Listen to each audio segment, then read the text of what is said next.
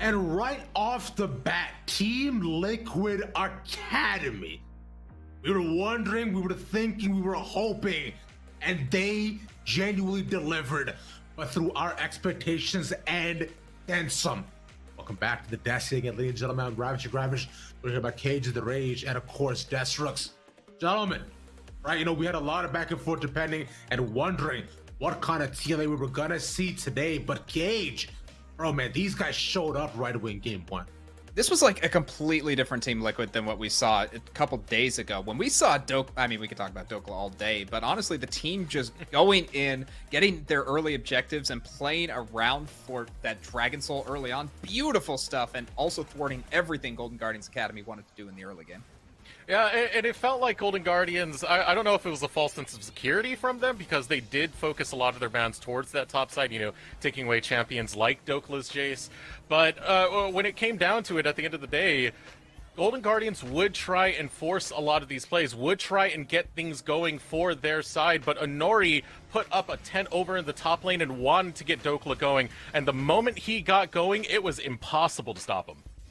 It was just pure momentum from this top laner. We're going to see this highlight reel, and it's looking like a Dhokla highlight reel more than anything else. But even in this solo play between Prismal and Yon, you could just see that there was a little bit of nervousness coming in from Golden Guardians Academy. A couple extra flashes that weren't necessary. Exhaust was available for Newbie the entire time, and he just decided not to use it. Those little mistakes really added up to the game plan for Team Liquid Academy, just getting ahead, getting those dragons, and continuing to win team fight after team fight on the back of Dhokla. I mean, that's what we were talking about right there, right? Gank bot, Honori gets the kill top. You try and get a 2v1, Yon still gets the outplay. TLA getting soul point really early in this game. They were incredibly active in the early to mid game, making sure they weren't going to get to that late game state, that they weren't going to have to deal with the type of threat Niles can really bring when it comes to the later stages of the game with Gangplank. And from there, it was just back and forth. And by back and forth, I mean mostly fourth from Team Liquid Academy. I questioned initially the use of Nocturne in this composition because you don't have Rise or TF to work with in terms of the Paranoia combination. But the fact that you could block so much of Prismal and Yunbi's potential damage because of how far away they have to stay in fights meant that Nocturne's Paranoia was a huge game maker. Dhokla, man. Dhokla, such a beast. Like, Wildcard sends their regards off the back of Dhokla because he was just making so many of these 1v5 plays where he would just dive in and get the assassination on this Camille. He was looking like an absolute beast, which is nice to see considering, like, we just saw the performance that happened yesterday with the 100 Thieves. Every game he was on the Camille, it was a rough game for him. He only saw victories on the set, so revitalizing to see him pull out the Camille and have this type of success, especially against a top laner such as Niles. And this right here, Eric, this is what we want to introduce here too. So just the trials and tribulation that Big Dokes put on GGA, all these solo kills that came to fruition one after another though, bro. It's like insane the kind of performance that we saw out of him. And it's game number one. Because not people previously were mentioning, because like as to his Camille performance before, but like look at this here. Just like bang, boom, zap, easy. That's number one. That's not even the end of it, too. Big Dokes here comes down bot side, challenges Niles again. He can't get off the barrel. Easy to slices in half for a second time, and then we go for the 3P. Because of course, any good movie has to be a trilogy, Destrux. There's gotta be 3 of them. Niles wanted this so bad. Look at the chunk. He tore them in half. And he just kept getting more. Bro, that fight before that, he was literally under a quarter of his health. He healed through that fight and stayed alive the entire time. So if this is a TLA that came to play today, I find GGA has to be a little bit worried. But there is one thing I wanted to raise out of this though. TLA, according to GGA before, Cage, you already mentioned this, they were just a better version of GGA's game, right? Controlled early game, late scaling to mid, 5v5, right? Like late scaling, and then they wanted to fight too. They wanted to try to execute on their like 35-minute win cons. But right now, like it's like, bro, it's like they want to take all these fights early on. They want to make sure that GGA cannot get off the ground, Cage. I mean, taking those fights early, it's the right call from Golden Gardens Academy. They have the Viego. You saw Rosethorn getting 2 kills early on, but that was in the bot lane, and you need Prismal to be getting those kills. I feel like there were just those minor mistakes that got made. And if you don't get Prismal taken off, or if you don't get Yunbi, and even if Niles falls behind, it felt like all 3 lanes just were unable to contribute anything to the mid game, and that is what led TLA to a victory. And yeah, considering like where we're at right now between these two, like TLA definitely have a clear game plan in mind, and with them testing the limits of it too, GGA now have to be the ones to go back a little bit in depth. Talking about before, they said they're very clear in terms when it comes to their overall communication, especially when it comes to these types of games, right? If they lose game 1, the short conversation, bang bang boom, they go ahead and fix it, because again, they know, like they know each other, they know what kind of game plan they have to execute.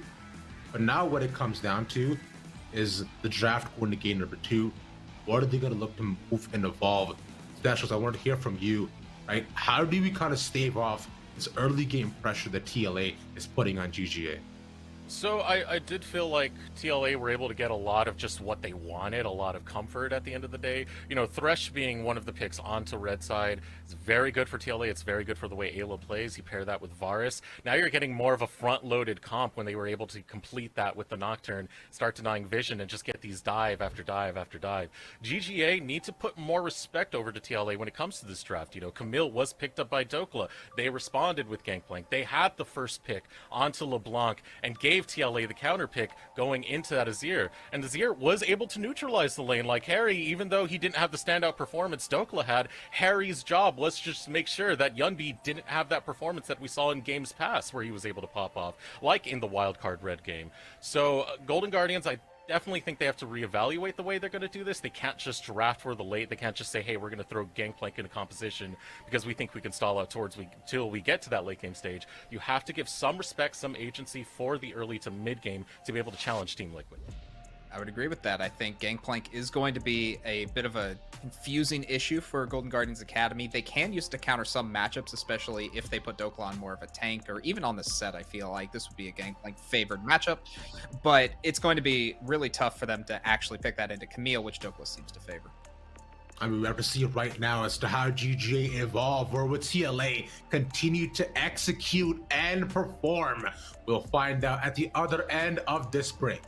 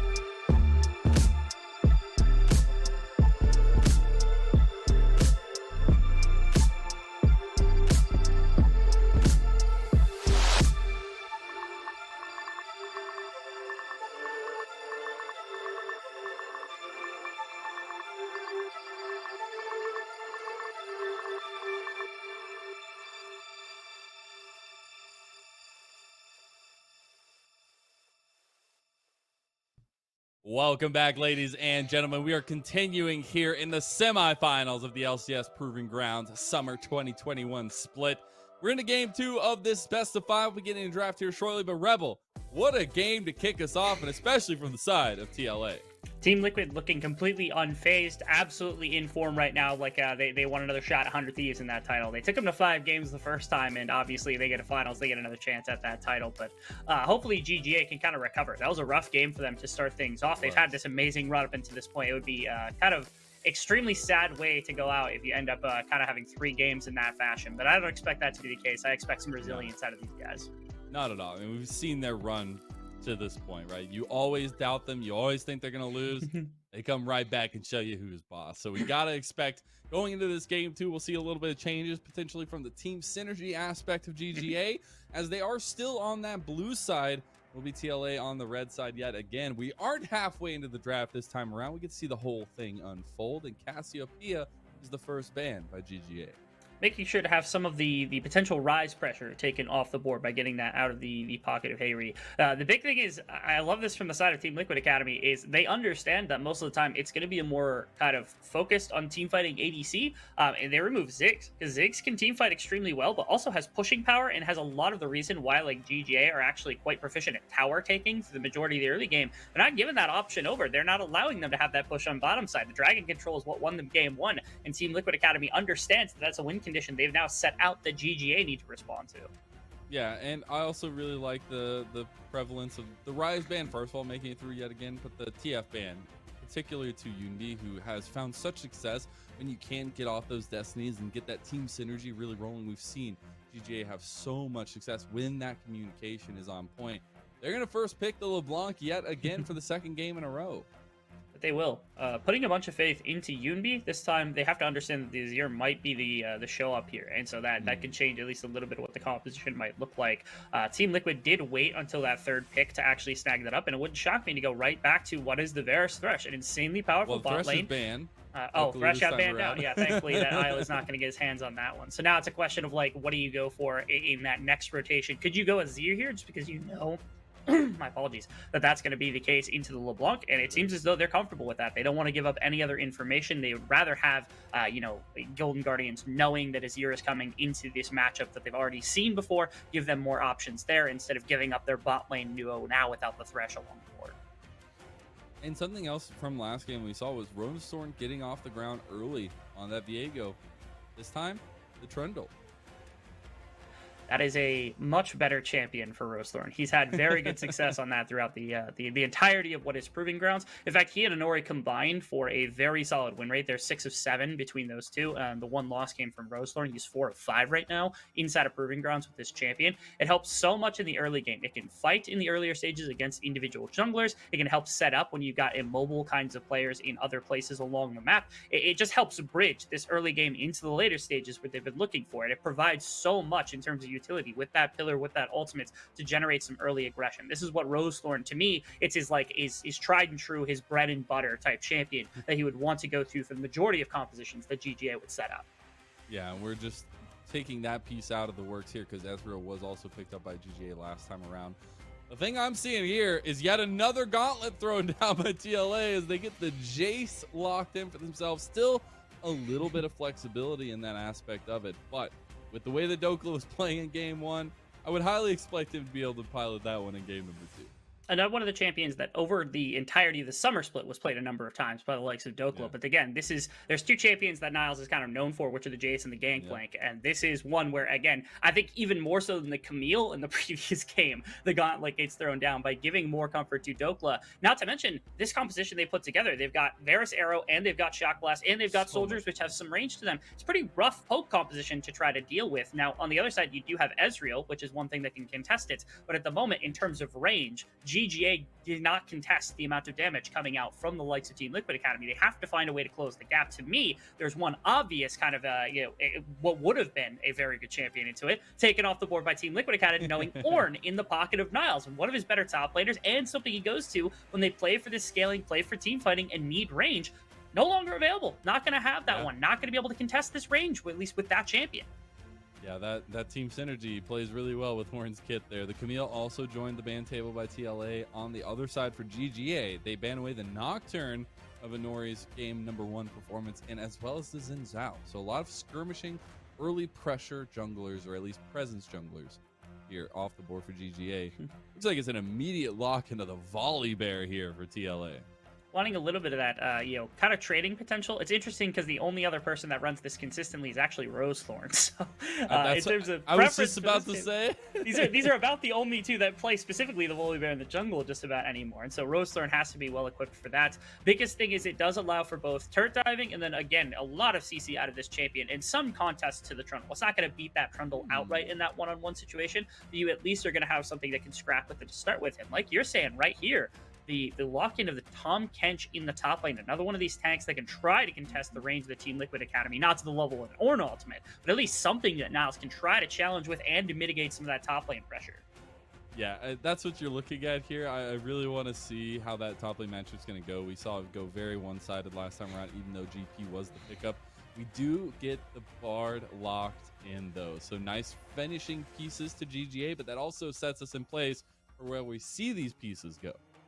I am a big fan of Bard as the champion, and even bigger fan of when you've got somebody like Prismal who likes to sit in bot lane, kind of care to himself for the most part. When Newbie wants to get out and about on the map, two champions that come to mind, Rakan and Bard. And Bard helps alleviate a lot of early pressure that can come about if Rift Herald gets taken by Team Liquid Academy, because if you're there in time, you deny that extra gold from coming down into the pockets of Team Liquid Academy, and it's another champion that, like, it can support the remainder of the map, it can be there pretty quickly to help with Trundle, and again, denying some of the gold from Rift Herald or some of these other plays, generating plays of your own with the ultimate, help bridge that gap into later stages where all of a sudden your Ezreal is going to be popping off and every one of your team fight is finally going to be able to come online in the first place. So that's what the intention is here with Newbie. The other side, go to Nautilus. The roaming potential, not quite as fast, still capable of doing it, but it's a frontliner. It's very good at helping out with some of this kind of what is happening when it comes to like having the likes of the Tahm Kench, the likes of the Trundle in your face. This is a champion that can at least sit there and help out with the front line while help peel some of the champions if anyone were to get onto this back line that's got this insane range.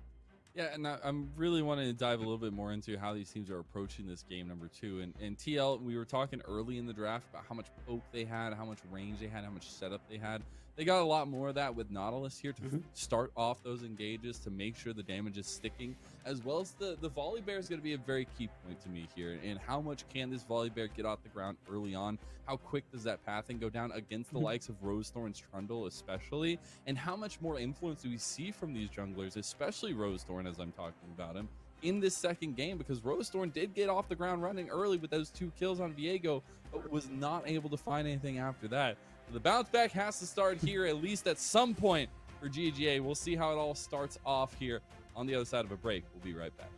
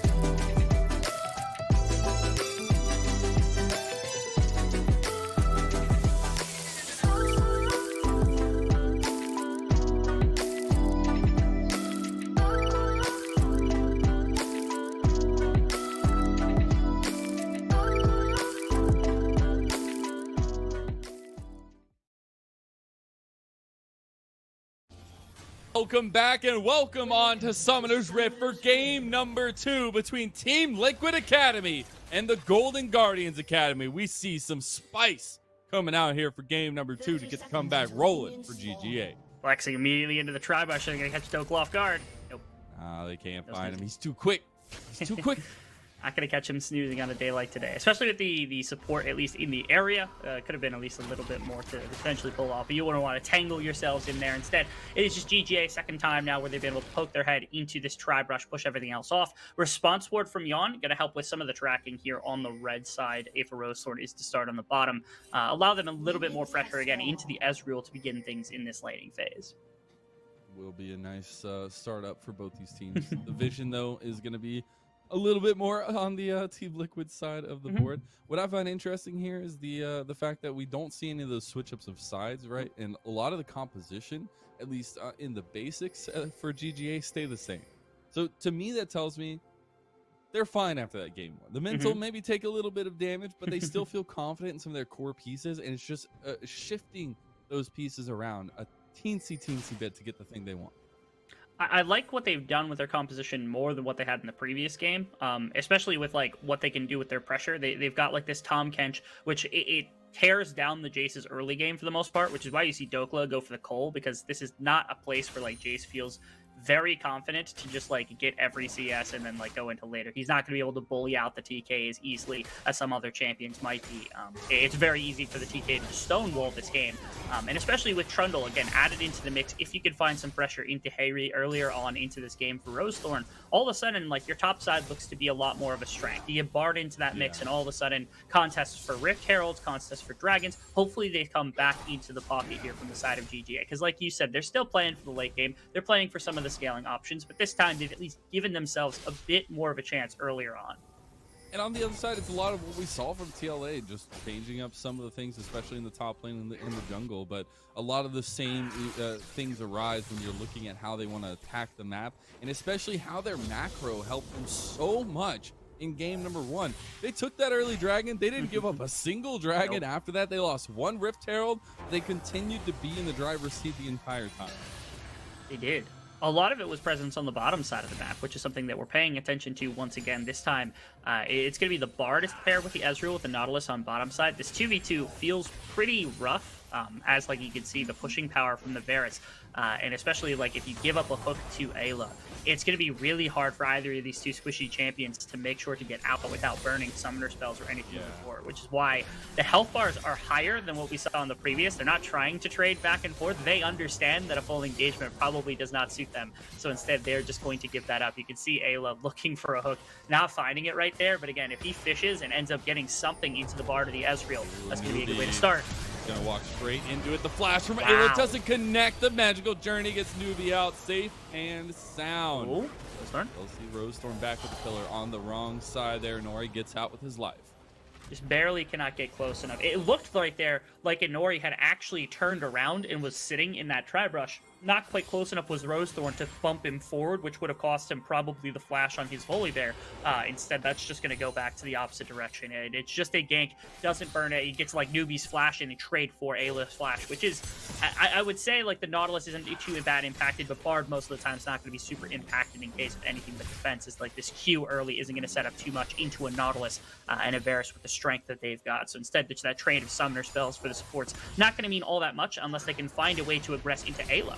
I was just about to say, Ayla's looking for it. He gets the double root or stuns down. Prismal takes the shot from the piercing arrow, and Jan and Ayla yet again have perma pressure down on this bot lane, it feels like. Yeah, Newbie now has to play a lot more carefully. He doesn't have too much mana to work with, and also doesn't have the flash, just has the exhaust. So instead, it's Prismal who has to kind of stand more forward, do more, and that's why Ayla's playing so aggressively. He can pull in one of these two if the other begins to back off in the process, and that's what trades so much of the health bar is. Right here, Dhokla, again, he's just farming up with the Cole. He wants to sit here as long as possible and not worry about this lane. Niles tries to put on pressure the lane gank here just to make sure there's no gank incoming potentially, as Inori's on the top side as well, reading that at least a little bit. But this top lane likely to be, at least for Dokla's sanity, hopefully nothing too crazy, as he just wants to sit here and get this Jace into later game where these shock blasts are going to tear a bunch of the health bar off of Prismal and Yunbi from a range they can't respond to. Yeah, Rosethorn did attempt something up there, not going to find it, going to go back towards the bot side of the map where, you know, his bot lane has been aggressed on this entire time. They've been continuously getting these waves pushed into them. I would expect a response to come out. Meanwhile, we still have the 1v1 ticking away in mid lane between Harry and Yunbi. Nori finally showing his face here, maybe going for a little bit more of an aggressive stance as the jungler, but just trying to make sure that Harry feels confident in these trades, because if he can continue to keep pressure and priority in mid lane, that's what got them these dragons game one. And Harry's doing it again. He's on the Azir. They knew that this was coming because this was a response in the previous game. And with this Electrocute, you can see the kind of health trades that he's been able to put onto Yunbi on this LeBlanc. Again, usually if you have a LeBlanc, it's nice to play into it, try to break it out of the lane. This is one where, like, you know, she will feel this pressure you saw in the previous game, and yet Rosethorn has not made a move towards Harry, and it's broken another laning phase where this Azir is kind of pummeling the health bar of Yunbi and opening up the bottom side a little bit more since they've got the Varus. Rosethorn doesn't want to go away from his buddy Niles. They'll see the pillar on the other side of Dhokla. Dhokla is level 6. Decent amount of damage. He knocks it back, and the flash, and Dokla's gone. Peace. Right there. Actually, I was a little bit confused because Rosethorn kind of pulled off there for a second. I'm not sure if they were attempting something or if he was, anticipating like an E into a flash or something along those lines, trying to drive him so that Niles could grab him with the ultimate, but wasn't quite able to. With that phase rush with the E, able to create enough separation that Rosethorn wasn't able to follow up either, and Niles wasn't close enough to be able to get that ultimate down onto Dhokla. So he just gets to walk out of that situation, flash burn for a repeat gank into a pillar trundle. Got to be difficult to respond to, but Dhokla lives to fight another day. We'll see Niles TPing back towards the top. Meanwhile, TLA move in to the bot side of the map yet again, making sure to secure the scuttle crack for Inori. But I would expect Rosethorn now, having visited the top lane a couple times, see what he can do in the mid and bot as he's got a bunch of camps going down. But it could also just be a focus towards top side, something we have seen Golden Guardians Academy do in the past. We have seen that 100%. That's usually where a bunch of their early game kind of comes from. And it's opened up now because, again, you're flashless now with Dhokla, and you do still have a lot of this kind of immediate damage out of the likes of Yunbi, who right here, getting good trade damage into the likes of Harry. What respect from Harry. They didn't know. They actually saw the Bard coming up from the bottom river. They're like, we're not going to play chances. We're not going to play around with Newbie potentially getting on top of me, using that Q to be able to stun him up and get more damage for that LeBlanc. Instead, burning that flash immediately. That's the pressure I've been waiting for, to break out this LeBlanc from the mid lane where Harry's just been loading all this damage in and start using it aggressively into some of these side lanes. Yep, and we see on timer, both Newbie and Ayla are off on their roams trying to get something started. We're still no kills in it, 8:15 on the clock. Nori and Ayla want to make that change. They want to try to get something by aggressing into the enemy jungle here. Not going to find anything, but now we got pings going towards the bot side of the map. And you already see Prismal's like, nope, I'm out of here, guys. Oh, no, he stuttered. He stuttered for just a moment. He has to use the flash. And they get a response here, though, on the backside of it. Niles actually taking the 1v1. He's going to gobble him up. Can he get it? Tick, tick, tick. That's first blood for the catfish. Niles redeeming himself.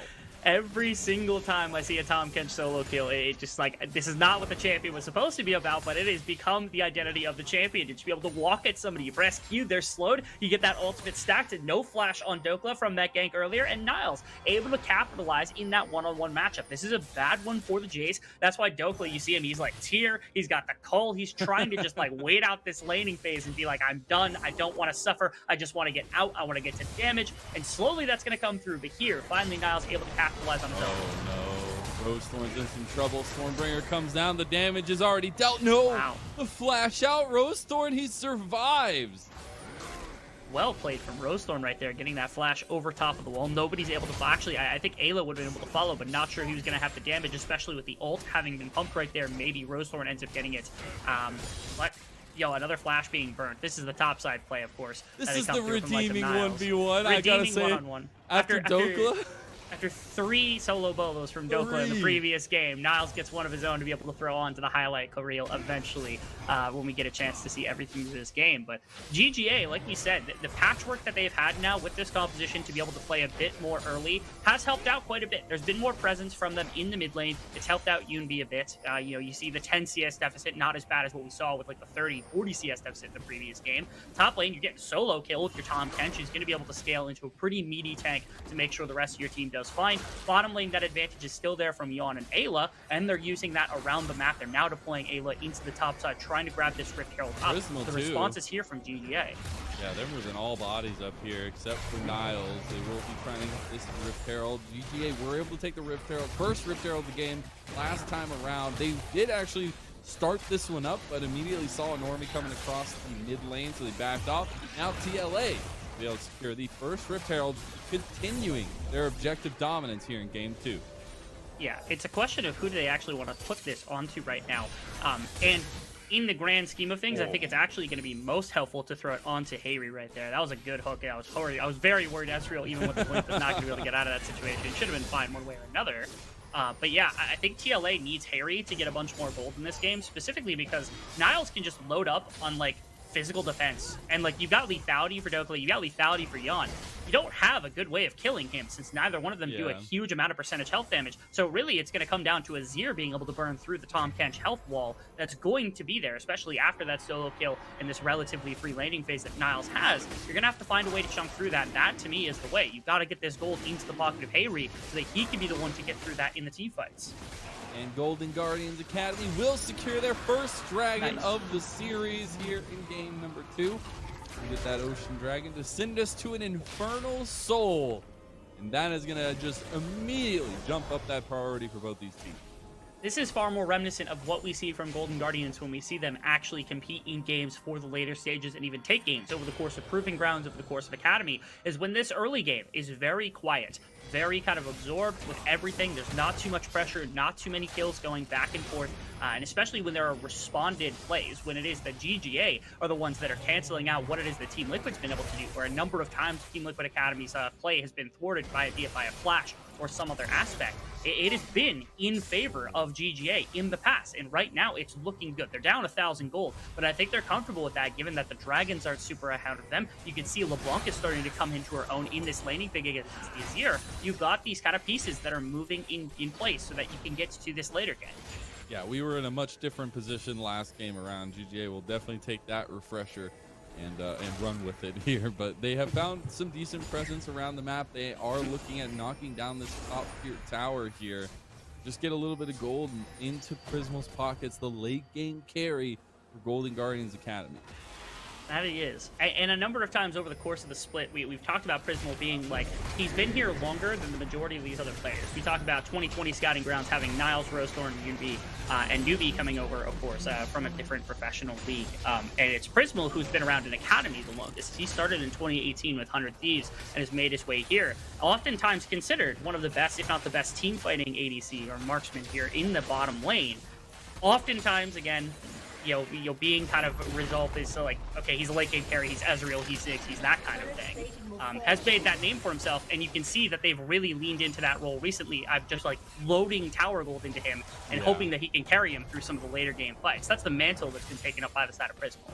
Yeah, which is huge. I just love it because you have two very, very strong ADCs who have a track record in the scouting grounds, right? Both of these players have won their respective scouting grounds, and the fact that we see them going head to head, the fact that we see this developmental talent, and especially for Prismal's side, a little bit more matured developmental talent coming to bear here and leading us into the grand finals, like that's huge. And I'm hoping we get to a point where these two players can shine, because we know that this late game team fighting, this late game macro style relies heavily on both Prismal and Yon for their respective teams. And in this game, that's going to be on full display. I will say that Yon, with respect to the importance of Prismal in these compositions, is a lot different. As right now, Prismal's taking up the mantle of just like consistent DPS. He's the only one on this team that's going to be able to do that. Yunbi is this assassin who's trying to put in damage and force out Dhokla, Yon, Hayri from fights. And then you've got Niles, Rosethorn, who are going to be this like front line. You got Newbie who can throw in some discourse. But for the most part, when it comes to that pure 5-on-5 fight, while Yunbi can do quite a bit of work, it's Prismal that they are relying on for this Ezreal to carry them through, hoping that he's going to be able to focus down this targets of range. This is a problem that does arise, though, is, how far back can a Jace stand and get you with a shot glass? Much further than Ezreal's range. You got Q coming out from Yon on this Varus. That's going to come from outside Ezreal range. Even like the soldiers from the Azir, something that you can position properly that you use in order to put in damage to Prismal from about the same range. Niles coming in, Abyssal dive over the wall. He's the only one, though. He's all by himself. He's just getting burned down, but it's not going to be a fry tonight because the rest of Golden Guardians Academy are here to back him up. Hyla getting a little bit, Ayla getting a little bit low. Yundi goes in for the side damage, just as you were highlighting. They just try and pick off as much damage as they can, as it is Prismal who gets the tower in bot lane. leaned super heavily this entire time. It felt like a fight that almost didn't want to be committed to from the side of Golden Guardians. It's like they had one person in, and then they're the frontliner in, and none of their damage is around to respond. This whole time, they were just distracting so that you could put gold into the pockets of Prismal. He's able to pick up the first tower of the game, and that's the helpfulness here. That is what allowed them to do quite a bit of work. Is that it's second Prismal. tower, unfortunately. Second tower, yeah, my apology. The other bottom lane tower had gone down just minutes beforehand, but still putting that gold into Prismal, making sure that he's going to get onto these items so that they can compete. That's the game plan here, even if it requires, you know, putting 3 members in between towers just so that Prismal can free farm that tower on the bottom side for the gold. And that's where that difference does come down when you're looking at the overall team play styles against Golden Guardians and Team Liquid, right? You heard it from Niles earlier. We already mentioned his quote where every play is about the team, always finding the team objectives. What can we do as a team? For TL, right, they do have a lot of that. They've already showed us that in the compositions that they have, but each individual piece has their own shining moments and has their own things to talk about, especially. And as we see, the objectives still come down for GGA. It is going to be a second dragon secured by them. So a lot different of a game than game number 1, where they were struggling to get the measliest of objectives. Golden Guardians, they're putting that pressure into the dragon, making sure that things are coming into their favor to make sure that they've got all this gold, they've got the pressure necessary on the map to take their full 5-on-5. They want Prismal to get into a state where he's got gold. They also want to give him a map state that he can actually play into, so that he can look for some of the plays, so that he can look to bring down Yon, Aery, and Dhokla over the course of a fight. And that's going to be necessary for this team to have any semblance of success as another counter control up here on the top side. You know, they got a bite of Catfish in the bottom fight. Now they just want the whole thing. There's the Tipper fate to stop the fight. Niles does get out with an ice splash. Kane Corruption goes down right on top of him. And Niles goes down to the bear. They're fishing tonight, and it will just be a 1 trade over. Team Liquid Academy coming out on top in that fight. It is so hard, though. Look how many teeth had to be pulled by Team Liquid Academy to pull 1 kill off the board. They lost Dragon. They're going to lose mid-priority. Look at the health bars, all relatively low as well for the side of Team Liquid Academy. They're able to... They can't even get Rift Herald quite yet, because, again, these health bars are something that could be contested from GGA. This was all to get 1 kill. Just going to get the rooted chain onto Inori. Both sides, honestly, suffering here. Both of them are just bleeding profusely, but refusing to go down. And now Rosethorn starts up the Rift Herald. You already see Inori heading back down this way, as well as Yon. We got TP coming to the mid lane from Aery. Might be a questionable fight here. GGA just want to pull them off of it. The board will go down. Looks like they're just going to commit onto it, and TLA will back off. Really quick, if TLA wants to play for this is almost exclusively for fight. You do not want to throw your lives away going for a Rift Herald when Bard can honestly just, like, stop it if he's in the correct position. And so TLA, they throw a TP into this, going for the defense. But this whole time, I'm thinking in the back of my head, like, why are you TPing right now? What are you doing? Niles just poking away in this jungle. But yeah, Team Liquid, like, they probably didn't have a very good reason to go contest for Rift Herald, which is why it looked like, okay, they TP immediately just to try to put in pressure, and then they lose a bunch else. Now you can see they're deployed in 3 lanes. Rift Herald's going to be able to flex down the mid lane. It's going to put more gold into the likes of Prismal. They might be able to find even more as there's no defense here from the side of Team Liquid. Ayla, he's stuck between the pillar. He has to flash. Chain Disruption will connect onto Niles. The second charge goes off. Ayla getting oh so low here. So subjugation was used. He's ticking down very, very slowly. Is it going to be enough? No! He survives! Yunbi goes in, tries to get it. Prismal's down to Inori. Now Inori is out left by his lonesome. This fight is all over the place. Niles trying to get back to his team as Dhokla has joined the fight yet again, and Niles left out by his lonesome, and Dhokla gets the kill. And right there, Team Liquid Academy, they make this weird, like, kind of macro blunder of, like, okay, do we contest Rift Herald or do we not contest Rift Herald? No. And they end up kind of losing quite a bit there. They're going to respond with mid-tower, though, because it was GGA who overstayed, wanted to siege into mid-inner, and instead, they get collapsed on by these members who were in the side lanes. It ends up being the show-up for the likes of Dhokla and Nori on the side that changed the fate of this fight. So while GGA started that situation in massive advantage, if they just take that mid-tower, walk away, and then redeploy, you probably lose some gold to Dhokla on bottom side because he crashes a wave or 2, but there's not much else lost across the board. Team Liquid Academy, they find this nice little overextension where GGA stayed just a bit too long, and now they respond in kind to some of that damage that was done by GGA off that Rift Herald play. And on the back of that as well, the fact that we saw Nori cancel the back of 3 members and be able to take the tower. We'll see the pick up of the fight here, as Jan was the first one caught by the Tempered Fate. And it all just kind of goes off the handle after that. It does. They needed to walk away here. Rosethorn, it felt like there was maybe a bit of, okay, are we committing to full tower because we've got 4 members and there's only 3 on defense and Ayla just is not capable of absorbing any more damage? Or do we, like, run away? And it seems like everyone was on a different page here as, like, the flank came in on the bottom side from the likes of Inori and Dhokla, cost them this fight. Good portal from Newbie at least gets out enough members to where this isn't tragic beyond belief. And poor Niles kind of left behind to his lonesome. And like you said, Inori with an amazing E stops those backs so that they can actually pull mid tower. And Team Liquid Academy end up responding in kind to what was, it felt like a little bit of a blunder they got punished for, with a very good play on the backside of it to recover. Now we see pressure regained into the mid lane. A lot of bodies this way. The priority, oh so important, but Inori, he's just caught on the wrong side of the town. He's going to Stormbringer back to his team. Can he survive? Tempered Fate lands onto Jan. You've got Hayri here, but is he enough damage? Look at Yunbi. He's getting so low, at least from the Mimic standpoint. You'll see on the backside here. Oh my god, he almost gets blown up trying to go for the trade. And this is so neck and neck for both teams. Both damage dealers for both teams are just trying to find space for themselves, but it's oh so hard. Rosethorn burns the flash, the pillar goes in the back. Niles is in here. You got the TP coming in from Yunbi. Can they continue this fight? This is a knockout, drag-out slugfest, and he's almost caught. Yunbi has to go golden. He's out now.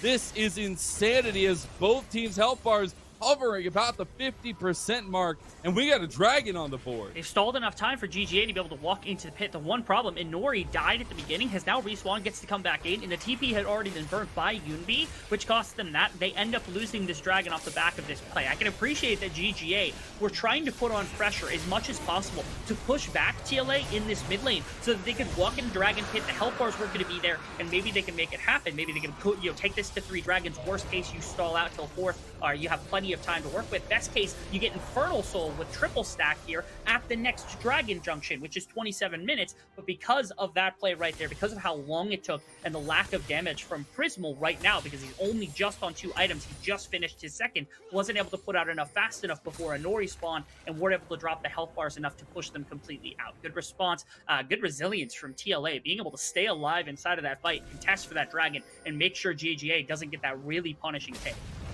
And it's crazy to me because it feels like if there are these slight decisions by GGA, if they were all on the same page, it would be a night and day difference inside of these fights. But it's these little moments that are just getting away from them. But it still gives me such good hopes for their team fights and things along those lines as we get to it. And especially being able to pick apart the team of TLA, because I think that is one of the scariest points, is when you're just bowed up 5v5 in this position. There are so many setups for TLA. I wanted to talk a second here just to roll back to something I just said. It almost sounded like I wanted to take a poke at Prismal by saying, oh, he didn't do enough damage in that fight. Prismal's positioning was perfect. He's a 2-item Ezreal. He was a pre-2-item Ezreal. That's why he's not doing any damage. He was positioned amazingly over the course of that fight. The only person that could have punished him was Hayri. If Hayri gave away his position whatsoever, he could have jumped on him and assassinated him with anything. So props to him. Again, I don't want to take that away from him because he was amazing in that fight. Nori survived for so long. He really did. Like the ultimate, the fight, even with the pillar, the shield that came down from the E, he stayed alive for a long time. It caused so much help from GGA. I was worried this was going to end up turning, actually. Rosethorn popped out at the last second, making sure he was going to go in with Niles. But again, Prismal on the bottom side of the fight, making sure Hayri wasn't able to do anything. The continuation went elsewhere as well. The damage down. Oh my god. That pillar. That was so close. Had to be pixels from trapping him against Yunbi.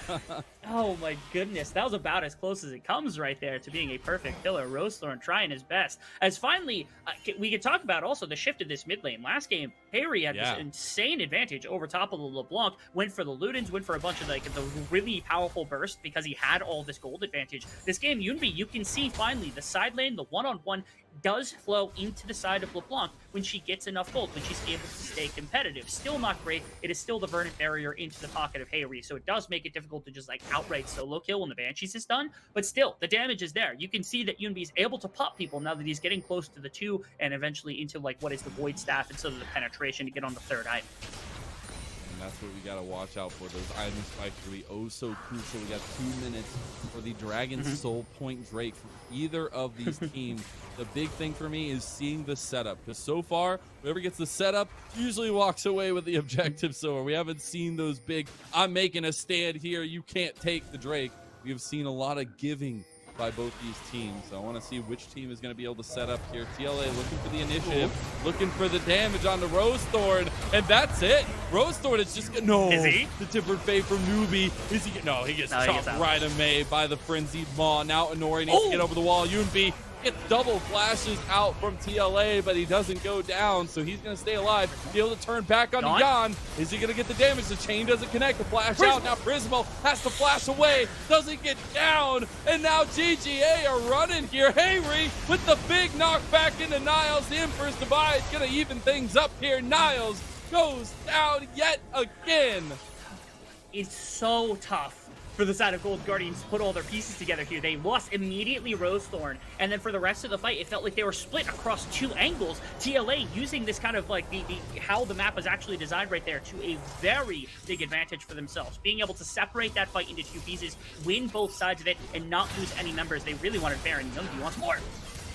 He does. Oh, he's so close. But hey, that's part of playing the LeBlanc. That's part of playing in and out as this assassin, just trying to find the picks where you can. Yeah, almost found it in the midst of that fight onto Jan, and that would have been a massive difference maker. Prismal also desperate to get in and put in damage, almost lost his life jumping into the wolf pit. Thankfully, he burnt his heal and his flash in response to that. As again, the setup here for Golden Guardians is difficult. Being able to find a position for Prismal to put damage into all of this range, especially when your frontliners around, is difficult. As committed to the Baron, and there's no vision on it. And look how much control they've got in the enemy jungle right here. It is Golden Guardians. They're going to force on Jan. Oh my god, they are. Jan, he's cut. He's dead. That's a shutdown to Prismal. Can they take the rest of the fight? The Abyssal Dive onto Hayri. Niles gets knocked back. The Emperor's Divide is big, but the flashes are still coming over the wall from GGA. And GGA have found the fight. They're going to find Inori as well. That's a shutdown to Yunbi. And that is the stroke of genius that you need for the Golden Guardian. The threat of the Baron is like a decent idea from the side of Team Liquid Academy. They have so much control around this, and you're like, okay, GGA is going to connect to the Dragon on the bottom side. But right there, GGA, they might have sniffed something out, but the bigger thing is, Jan was on his own. So when you have the Bard ultimate, you have this amazing pick tool in your back pocket. They use it, pick off one of your 4 damage sources. Everybody else can't file in fast enough to be able to make the defense. And all of a sudden, advantageous team fight for GGA. This is what they do best. When they've got this member down, they're able to respond. Bear buff's going to be theirs. And even worse, nobody on Team Liquid was able to be in fighting shape to take Dragon. Like you said right here, if they can actually get their way there immediately, take that Dragon away, they now have Soul Points and Baron. This is a gamble, though, because they could lose their entire Baron buff off the back of this fight. They have to pray that they've got enough to take it and get out without losing everything to the side of TLA here. We've got Tempered Fate already used. The trigger pulled here by GGA. The double stuns. Prismal gets Jan. He's down again. Inori is back in the fight. Hayri's doing some serious damage to Niles. The backline shock blast is huge from Dhokla. Dhokla isn't going to survive. He can't get the damage down. He's shut down. And GGA's eggs in the basket are going to reign true. Emperor's Divide brings Hayri to his death. And they get everybody but Inori. Only member left for TLA as they're going to chase him down. Abyssal Dive comes across and Nori is going to be taken down. They're just playing with their food at this point, as that's a delayed ace coming out for GGA to pull it back. And there it is. I cannot believe it. Golden Guardians off the back of a pick onto Jan are able to snag themselves the kill, the Baron. They get themselves mid-inhibitor tower off the back of just a pushing tower from Yunbi, and somehow scrapped for a second fight immediately after their first one, just against Team Liquid Academy around this Infernal Ring. This was the initial pick onto Jan that generated so much of this pressure. Chains of Corruption went down, but Ayla was also too far away from his team. Great use of the W from Niles as well to put in enough pressure so nobody could get a respond through the choke. Otherwise, they were going to go down in the first place. And this is what sets up the Baron buff. Again, it was the gamble afterwards onto the Dragon. I was really worried without a lot of the tools that they would have had in their back pocket. Maybe they lose that scrap as well. But here, they're able to find themselves another kill, another amazing ultimate from Newbie. Newbie on top of a pillar, separating off multiple members, and most importantly, Prismal focusing one target at a time, nobody able to put the damage into him, allowed him to just tear through a team fight. Now 3k gold and next Infernal Dragons, the sole point here for Golden Guardians. They have scaled. I've got to see the gold graph here as we're going to look at that second fight, but it is such a swing. TL were decidedly in the lead in this one, and just like that, GGA pick a few good fights. They choose a couple good members here, and they are able to swing back-to-back fights into an ace of TL. Pressure from Yunbi also to make sure that Hayri didn't have a fantastic start to that fight, because he was supposed to be the coverage right there over top of the Bard ultimate with the pillar there. There wasn't anything for those members to do. They were stuck in no man's land, and they were going to die unless Hayri could do something. But the LeBlanc puts on that pressure, makes sure there was nothing there, and it denies Hayri from this fight for so long. The other big thing, of course, that Dhokla could drop a shock blast, but it didn't do as much damage as he would have wanted. I don't know if it was blocked or if it was just absorbed and didn't kill off the Ezreal. But again, Prismal this whole time was able to effectively free fire into member after member after member, and after all things said and done now, huge advantage for the side of Golden Guardians, playing out that team fight flawlessly despite the risk, able to convert it into their favor. High risk, high reward, baby. Got to live on the edge of your seat. They will take a second tier tower in the top lane, looking at the inhib tower here with a big wave, but not going to be able to push it up that much more, as it is the Baron buff having had fallen now. They're going to continue to press the pressure that they've had. They've got Niles pushing the side lane. Look at this gold advantage now, also 3k in the bottom side and also 1.5 in the mid lane. This LeBlanc going to be able to start popping members, especially some of these kind of poke people that are doing damage. You can see what Dhokla can do to Prismal, knocking down half his health bar with a single ability on that shock blast. But again, when you have the likes of Yunbi here trying to put on pressure to like Hayri or onto Dhokla in that backline so that they can't set their feet and just drop damage into Prismal, it causes such a disarray for them to have to deal with. Prismal's over the wall. He's getting targeted by the tower. He gets up, gobbled up by Niles and saved. Now they're committing to a very unsided fight here. Yunbi gets blown up here by Ayla. Now the rest of TLA are trying to fight. The Abyssal Dive comes in to stop him. Can Rosethorn get away? He does survive, and Nori still chase him down and then turning it around. Ayla helping on the backside of it. Rosethorn still running away from it. Nori, he's throwing up the inhib. The emote's coming out, and Prismal's going to town. Nori, where have you gone? Insane right there. Team Liquid Academy looked like they started off that fight so strong, and they weren't able to close things out. Now Hayri's gonna get pushed down too. He's still here. Rosethorn is still there. You can't escape the waking nightmare that is Golden Guardians. There's the TP coming out. Is he gonna stop him? Doesn't have the pillar. And Nori falls on the backside. And GGA have not let up the pressure, and they're looking to crack the base of Team Liquid. I don't know if they can close the game this second with Hayri and Dhokla still alive, but man, what a conversion right there. Bottom tower, I really thought Ayla's ultimate was going to be enough to just completely stomp out GGA's push and push them off yet again. But instead, they somehow turned this fight. I think a large part of it once again. Survive? That's a great question. They keep splitting apart. They keep splitting into like 2-3 sections that just get like annihilated by Niles being able to press his W or single targets. You get to see again Ayla's ultimate, I think, knocked up 2-3 people right here in the midst of everything. Now look at that, 3 ultimates into a Nori's ultimate as well with so much damage. I want to keep the Yunbi on the back though too, because he tried to get out. He was able to get brought down by the combination of Hayri. This is where things break apart. GGA's got 4 members, 2 of them almost dead, and your damage dealer's gone. They all funnel through this portal. I want to see what happened because they break into 2 pieces. The ultimate's enough to bring down the first. Yawn has to go over the pit, but again, the W kind of splits them off, so Yawn's now hiding behind Hayri, but there is a Bard and an Ezreal behind you. Exactly. Like, there's 3 fights going on. There's one at the top of your screen, there's Hayri versus Niles, and then there's the back where it's like Yawn versus 2 members, and Yawn didn't realize he was in that, and multiple times now, members go down without even realizing that they're getting picked off from the side of GGA, who are, again, being able to close out fights that look so terrible. I don't know how that Yawn is dead. It's the Yunbi LeBlanc here. He goes golden, and Nori's just gonna die too. They're gonna find the pick a double kill for the mid laner of Golden Guardians. This is signaling the end for TL in game number 2. Death charge comes out. The mid lane still pushing. Dhokla is hot. They will take some more damage to do though. Tempered Fate just to make sure that they can put the final touches on this one. Mystic Shot gonna miss from Prismal, but Yunbi Says, no problem. I got you, bro. And you can see the strength of how well GGA is able to fight when they start to get into the game, when they start to get these items under their belt. Prismal, look how confident he is, dropping damage into Hayri right here, and Yubi wants to follow up as well. It's not going to happen. This should be a close the game. You do have only 10 seconds on an Ori and Yawn. Maybe they go for just a single inhibitor tower or Nexus tower. My apologies. It looks like they're going to full go for the game end, though, which is definitely possible, but the fight's still here. We had like 7 kills in like 25 minutes. This insanity that we've gotten to this point, but the final Nexus Tower will fall. GGA looking to tie up our series. Only a couple bodies left to drop, and the Nexus left to crack. As a couple more will go down, actually. I don't know if they can get the damage on Nexus anymore. They committed to the kills, and now they can't finish it off.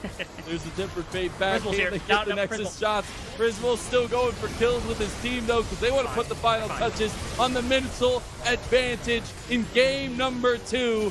Golden Guardians Academy, tie us up. Oh, game 1 was so rough for GGA. They looked like they had almost no pressure whatsoever, top to bottom throughout the entirety. This one, so much more in their comfort zone. Top side of the map looked better. Yunbi looked amazing on the LeBlanc as soon as he broke out of that laning phase from the likes of Harry. And you can see when they're in the zone, when they're playing their style of play, it took them an entire split to figure it out. But when they figured out what it is that they do best and they play to it, you can see how dangerous that this team is. It absolutely is. And it's just crazy how the game got there, what we saw to get to that point, and especially, I knew it was coming. It was just a matter of when the bounce back from GGA after getting manhandled in game 1. We got ourselves a series here. We got to send it to a short little break. On the other side, the analyst desk breaks down game number 2.